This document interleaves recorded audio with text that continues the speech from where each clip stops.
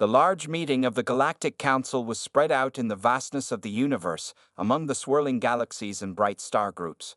The Council, which was made up of people from more than 300 star systems, met in the radiant rooms of the Polaris Dome on Viridia Prime, the Union's central planet.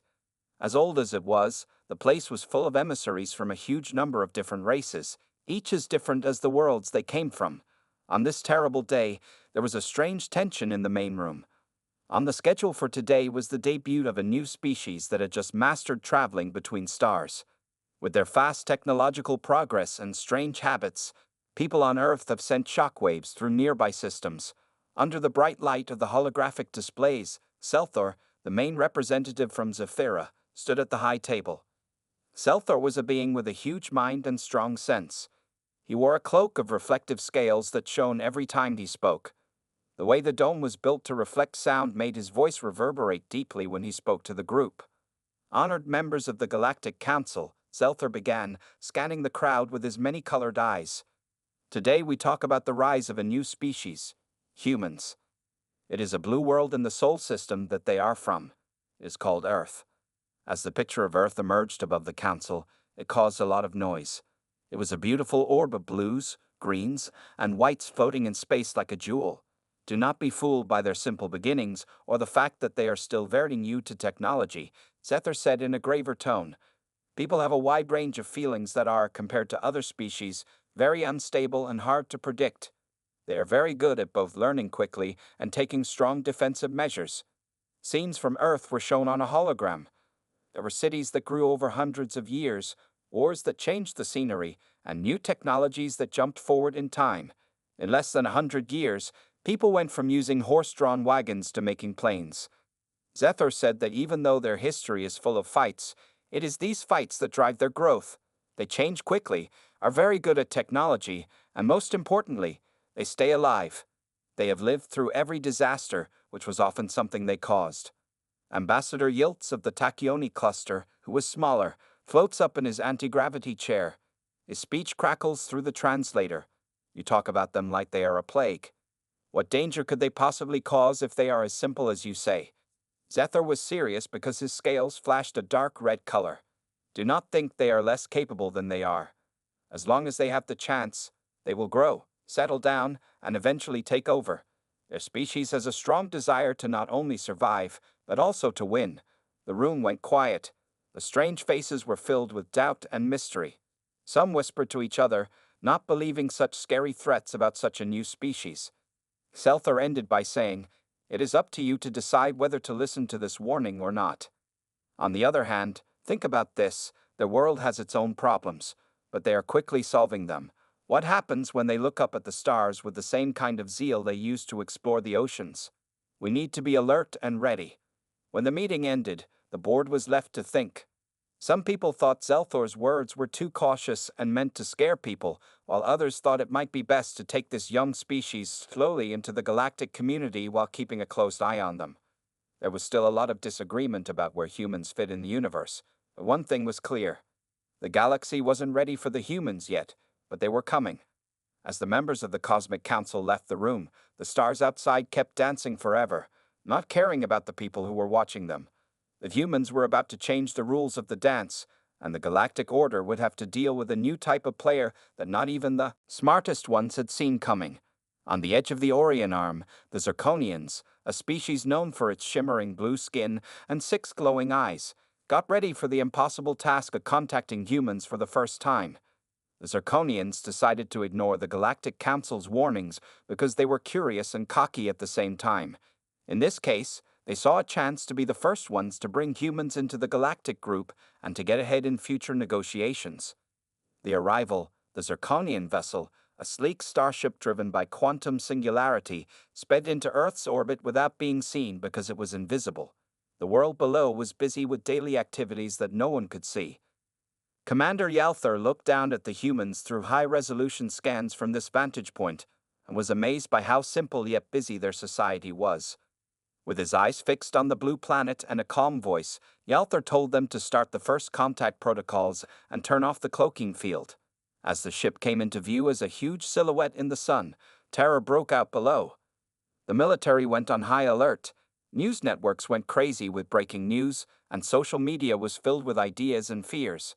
The Zirconians were ready for surprise, but not for the chaos and fear that spread around the world. Problems with communication. First tries to talk were not very good. The Zirconian translators had a hard time decoding human languages because they were so different and complicated. Every word sent out that was meant to be peaceful was met with stronger defenses and alarm around the world. Realizing that he needed to be more diplomatic, Yalthar chose to speak directly to the UN, where he quickly learned that it served as a world platform for diplomacy. The Zirconians used their advanced technology to send a holographic picture of Yalthar into the UN Assembly Hall. The image showed Yalthar speaking English perfectly, which they had quickly learned using AI algorithms. "Ladies and gentlemen of Earth," Yalthar began, his picture flickering a little as he changed the dictionary. "We come in peace. We are Zirconians from the system of stars, Gliese 581. We've been very interested in your progress and would like to become friends and share what we know." What Earth did. There was a mix of reactions. A lot of world leaders were cautious and told everyone to be calm and diplomatic, but some saw the danger that these alien advances really were. But people were still interested, so a group of the smartest people on Earth was put together to meet the Zirconians on their ship. One of the chosen few was Dr. Lena Horowitz, a well-known astronomer. As she stepped onto the alien ship, she was filled with joy. Her mind was racing with questions about their science, technology, and culture. The exchange. Over the next few weeks, people passed on their information and ways of life. The Zirconians talked about their progress in making energy, going to space, and medical science. In exchange, they learned about skills, languages, and how societies work. People's feelings, which were much more complicated and varied than their own, really interested the Zirconians. The human need to survive and come up with new ideas seemed to be based on this emotional depth, which the Zirconians started to see as both a strength and a weakness. Effects not expected. When the Zirconian ship finally left, it left behind a world that was buzzing with new ideas. We could now make technologies that seemed ages away possible thanks to the aliens' plans and ideas. However, the Zirconians didn't think people could grow as much as they did. As new technology came out, people had bigger goals, and Earth soon started to change. What the Zirconians meant as a controlled exchange of cultures set off a chain reaction of fast and unstoppable progress in humanity. The Galactic Council met again on Viridia Prime, but this time they were upset by news of Earth's sudden scientific advances. Selthor stood up in front of the group again, and this time his threats were even stronger than before. He said in a solemn voice, "They adapt, they learn, and now they evolve at a pace we sped up but cannot control. We need to keep a close eye on them because we have not pulled them up, we have set them free." As the council thought about these words, Earth continued its rise. People on Earth didn't know that the galactic eyes were watching them carefully. After the Zirconians opened a door, humanity's huge potential started to stir. They were now ready to enter the galactic stage not as a minor player, but as a strong force in their own right. There was a new person in the dance of the galaxies. They wouldn't follow the steps, but they would make up their own beat. The seeds that the Zirconians planted on Earth sprouted quickly and grew into a time of unimaginable social and technological change. Human societies used to be split up by small fights on Earth. They started to work together to explore both their own world and the rest of the universe. A worldwide rebirth was sparked by the promise of new technology and the possible wealth of the universe. Rapid merging and new ideas.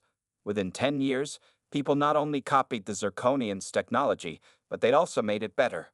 When quantum computing, which was just starting out, became popular, it was great for the scientific community on Earth. It improved every part of life, from health to transportation. As alien technology was built into buildings, they became smarter and more energy efficient. Cars and planes became unnecessary for most city people, who switched to efficient public transit systems that used anti-gravity and hyperspeed technologies instead. Uses in the military. The new technology wasn't always used in a peaceful way. Several countries worked behind the scenes to make weapons that were decades ahead of what was possible before the first contact.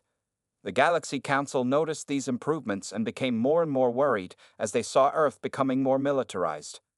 Selthor told the Council that their power to do harm has grown by a huge amount. They are still the same people.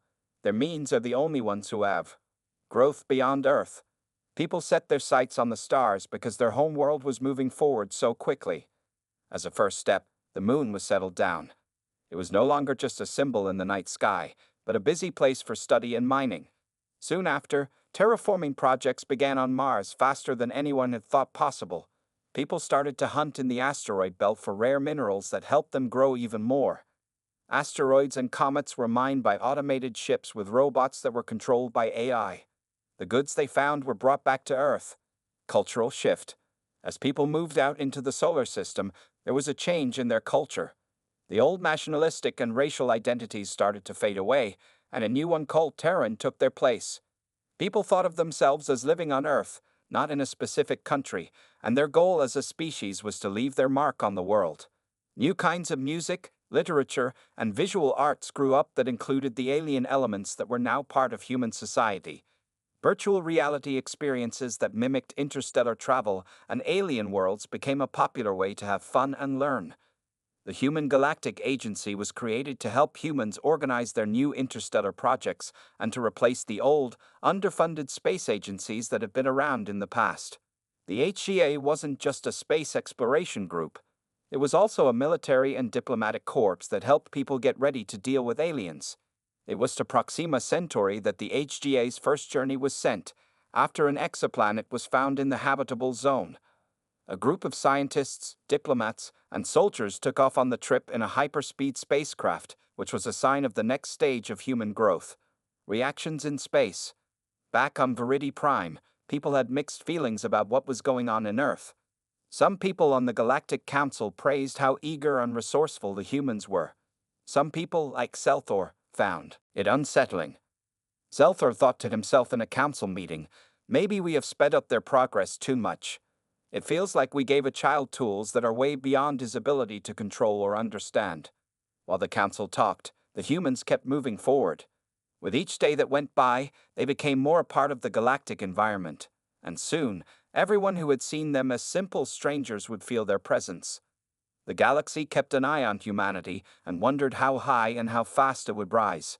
Because people are curious and want to succeed, the stage was set not only for a meeting of cultures but also for a cosmic battle. The unrelenting march of humanity into the universe began a new era in the history of both Earth and the galaxy. As their colonies grew on the Moon and Mars, and their eyes were set on other celestial bodies, humans quickly became a powerful force. The Galactic Council, which used to be suspicious and uninterested, now kept a close eye on Earth's efforts to reach other stars. The first steps toward settlement were taking people to live on the Moon and Mars. Under the direction of the Human Galactic Agency, people spread to the moons of Jupiter and Saturn, where they lived in underwater and ice colonies that looked for life and valuable materials. Each colony could take care of itself, but it was highly guarded and armed, making them look more like military fortresses than research outposts. Exploring beyond the Kuiper Belt and finding the transit routes. The real game changer came when a human exploration fleet found networks of man-made wormholes left behind by a long-lost society that are now dormant. These were ancient alien transit routes. These routes made it possible to journey over very long distances of space almost instantly. This was a new technology that humans had not yet mastered but were eager to learn more about. People didn't just walk through the galaxy's door, they slammed through it with these routes. Along these routes, they set up outposts that were placed in a way that made them useful as refueling stations, trade hubs, and military lookout spots. Military and strategic growth. As their technology and understanding of space grew, so did their ability to fight. The HCA's space fleet went from a small group of exploratory ships to a powerful army that could both attack and defend itself in space battles. People were able to improve the technologies they had taken from the Zirconians, which made the ships faster, stronger, and more deadly. Foreign policy moves. People started to show up on the foreign policy front. They wanted to join the Galactic Council not as a species that needed to be taught, but as a full member who should have the same rights and duties as everyone else. Not only did they send ambassadors to different alien cultures to learn, but also to make trade and alliances. Their method wasn't subtle. They showed off their progress and made it clear that they were willing to work together, but also ready to fight. Some council members were scared by this brave stance because they thought a species that moved quickly and without thinking could threaten the security of the galaxy. As alien technologies and the wealth of space came back to Earth and its colonies, they brought with them a golden age of economic growth and cultural renewal. With alien ideas and styles having a big impact on human society, new art forms and the return of old ones were seen through the lens of the future. The standard of living went through the roof as space mining resources filled the market with rare minerals and compounds. The economic boom sped up efforts to colonize other planets, creating a cycle of growth and expansion that kept going on its own. The Galactic Council's problem. Selthor spoke again at a very important meeting of the Galactic Council. He spoke with a voice that was both awe and fear, in that he knew the humans had spread too quickly and now controlled important intersections on the old trade routes. Not only have they changed our technologies, but they have also taken artifacts from cultures that are older than we are and may have made them better. The Council had to admit that humanity was no longer a small part that needed to be controlled, but a big interstellar power that needed to be dealt with in a peaceful way. Ambassador Yiltz, who had once questioned the ability of people, said that we should treat them as equals. These people have won their spot at the table by being smart and brave, getting ready for the future.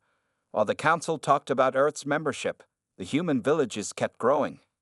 Each colony and ship that sailed through the cosmic ocean stood for the unwavering drive and desire of people. As people rose to power, the galaxy changed. The stars, which used to be home to the old and powerful, were now home to the young and brave. People left a deep and permanent mark on the world. They were ready to meet the rest of the galaxy, but not just as members. They were ready to be leaders and change the future in the same way that they had changed their own. The Galactic Council had to get used to the fact that people were here to stay and play for keeps. The Dance of the Galaxies had a new leader, and their tune was clear and loud. People quickly rose to power in the galaxy, and they drew a line in the sands of time with their strategic control of old trade routes and growing military power. Because of these worrying events, a group of alien races, led by the Zirconians who first came in contact with Earth, agreed that the growth of humans needed to be slowed down to keep the balance of the galaxy. Their plan was simple. They were going to show off their power to scare humans into being more modest about their place in the galaxy. The Coalition's plan. The Coalition, which was made up of several species from the Andromeda block, was afraid that humans would soon take over important parts of the galaxy if nothing was done. They planned a two-pronged attack, a show of military power and a threat to Earth's leaders. Stop expanding their control or face terrible results. An attack was made on Nuatera, a human city on Proxima Centauri that was doing very well.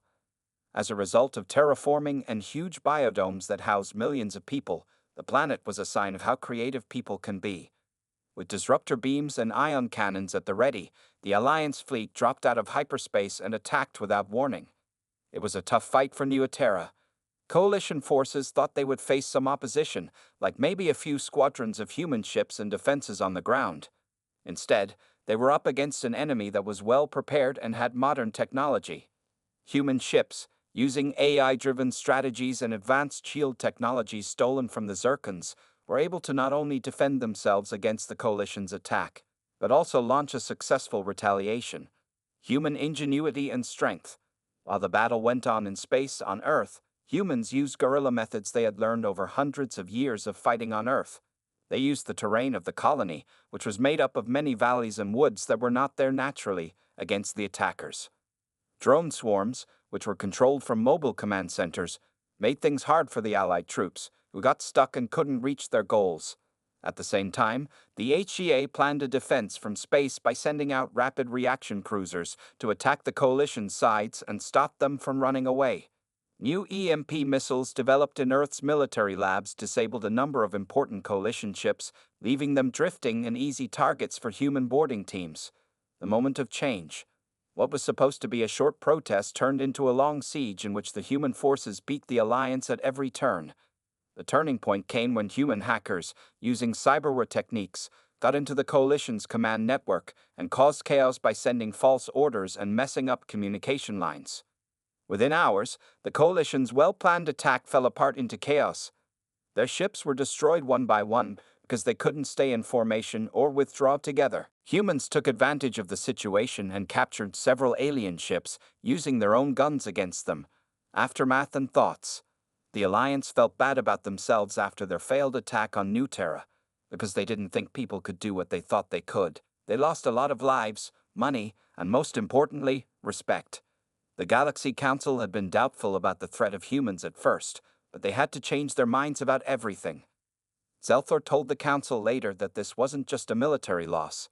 The balance of power has tipped in favor of humanity because of a bad decision. Not only have they shown they can protect their territory, but they have also shown they can repurpose and improve tools we were afraid they would mess up. How people on Earth felt about the victory. People on Earth and in human colonies felt a mix of joy and newfound resolve. Many people who had been against the HGA and military of space changed their minds after the attack. Now, instead of just focusing on life and growth, the goal was to secure humanity's place as a galactic power. The word was clear in the halls of the Galactic Council. People were no longer a species that could be looked down upon or pushed around. They were now a sovereign power that could not only take part in galactic matters but also change them. People had to treat the Council as partners, or else they would start more fights that they couldn't afford. As the rest of the galaxy watched, Earth got ready to do more than just protect its own interests. The global chessboard had been turned over, and people were ready to play again, but this time with their own rules. After the coalition forces were dramatically pushed back at New Atera, the Galactic Council had to think again about how it felt about people. The human win showed not only how good they were at fighting, but also how smart they were at planning and how strong they were when things got tough. This important event in the history of human contacts with other galaxies started a new era marked by careful diplomacy and secret operations. Strategic diplomacy. The Galactic Council reached out to humanity, knowing full well that people are prone to making rapid technical progress and building up their military power. They asked Earth's representatives to join the Council so that official talks could begin on a peace treaty and maybe even Earth's full membership. Leaders of humans, who were both tactful and smart, accepted the offer but were ready for negotiations with both open and secret plans. As a way to teach officials how to negotiate with aliens and spy on them, the Human Galactic Agency, HGA, created the Diplomatic Strategy Unit, How to Be a Good Human Diplomat. Earth's team was led by Ilara Miles, an ambassador with a lot of experience in interstellar diplomacy and political strategy. Her plan was to seem friendly and willing to work with them, hoping to calm their fears of human aggression while they quietly gathered as much information as they could about their technologies and political systems. During the council meetings, Ilara expertly handled the complicated politics of the foreign world. In exchange for access to more advanced alien technologies and the right to set up human embassies on several key planets, she agreed to keep human expansion to areas that had already been allowed and to share some technological advances with the Council, doing things in secret. The DSU worked quietly behind the scenes. Human intelligence agents working with foreign teams used advanced technology to listen in on conversations and hack into the Council's records. They found important information about the main alien race's political groups, military power, and weak spots. One of the most important things that these operations did was break into the Andromedan Block's security network, where people found plans for another possible anti-human union. With this information in hand, Ambassador Miles used it as a bargaining chip, implying in a subtle way that Earth knew about the ongoing mistrust and plans to harm them. Galaxy integration. As the talks went on, people slowly became involved in different galaxy projects. Scientists from Earth worked with aliens who were experts in making energy, changing space and time, and quantum computing. Each joint project was meant to be a sign of goodwill and teamwork, but it was also a chance for humans to learn more about and use alien technologies. People in the galaxy had a better view of humans because of the cultural talks that happened during diplomatic missions. The alien leaders became interested in human arts, music, and food, which formed a social and economic bond that made the idea of further attacks against humans less appealing. Changes in relationships. The DSU's intelligence showed that the big powers in the Galactic Council were not working together as well as they should have. Using this knowledge, Earth's diplomats skillfully sowed discord between different groups, making it harder for them to work together to stop human expansion. They made hidden deals and pacts with smaller or less powerful species, promising to protect them or help them with technology in exchange for their votes in council. Finalization of the peace treaty. A full peace treaty was signed after months of difficult talks and secret operations. Humanity was given full membership in the Galactic Council and made some important changes that would make it easier for them to keep growing and becoming a part of the galactic community. Aftermath: the treaty was a victory for Earth, and it was celebrated as the start of a new age of peace and wealth. But the galaxy still didn't know how far humans had gone to spy on and infiltrate it. These methods helped humans become more than just a member of the galactic community. They made it possible for them to become a key and possibly dominant force. As Ambassador Miles left the last round of talks, her mysterious smile hid how many wins Earth had won. There was a network of spies and agents working behind the scenes of diplomacy to make sure that Earth would be the winner in the years to come. The galaxy thought it had accepted people. In reality, it had let in a master of lies and strategy who was ready to change the universe in ways that humans could understand. The ink on the treaty had just barely dried when the full effects of humanity's strategic wins were felt all over the galaxy. Earth had become not only a full member of the Galactic Council, but also a key creator of the new galactic order. It had been an isolated and undervalued planet in the past. People's ability to quickly adapt, come up with new ideas, and, when necessary, hide their true intentions had changed their fate among the stars. Consolidation of power. Humans quickly grew their impact after getting more power and being able to use the Council's resources. Earth's soft power was used through its embassies on important worlds, which also served as intelligence hubs. The Human Galactic Agency, whose name is now known and feared across star systems, was in charge of Earth's interstellar projects, with a focus on strategic growth and resource capture. The transit lines, which used to be controlled by long-forgotten technologies, were now run by people. These stations, which were supposed to be trade and journey hubs, let Earth watch and control the flow of goods and information, which gave them an edge in business and logistics across the galaxy. Earth was the leader in technology for a long time. They made big changes to energy production, space travel, and military power by using the technologies and knowledge they learned from working on galactic projects and in secret. Quantum fusion reactors travel faster than light, FTL, and wars led by AI were no longer just ideas. They were real things that humans controlled and sometimes took over. The difference in technology between humans and many older species in the galaxy grew. As humans made progress, they not only made their own society and military stronger, but they also made other alien nations dependent on human technology to keep their economies and infrastructures running. Diplomatic moves. Back on Earth, Ambassador Elara Miles was praised as a visionary, and she continued to build a web of partnerships and treaties that helped people. She was very good at pitting rival groups against each other, which increased Earth's role in galactic affairs and made sure that no one alien power could threaten humanity's rise to power. The ongoing operations of the DSU helped her work because they kept possible enemies in check and sent information to Earth all the time. Every choice the Council made was affected by Earth's rise, and soon, many Council members agreed that nothing could happen without Earth's rise. Building up the military. The peace treaty had a clause that said military buildups could not happen near disputed areas. People only followed the rule to the letter, not in spirit. People built huge fleets and armies to guard the edges of space that humans controlled, saying that they were protecting their growing trade routes and borders. These forces, which were often led by A's with strategic instructions, did frequent drills that were not hostile but showed how powerful Earth could be if it were provoked. The message was clear. People were ready to protect their own interests in any way possible. Integration and propaganda in culture. In terms of culture, humans continued to charm other species through media, art, and food, which indirectly spread human values and views.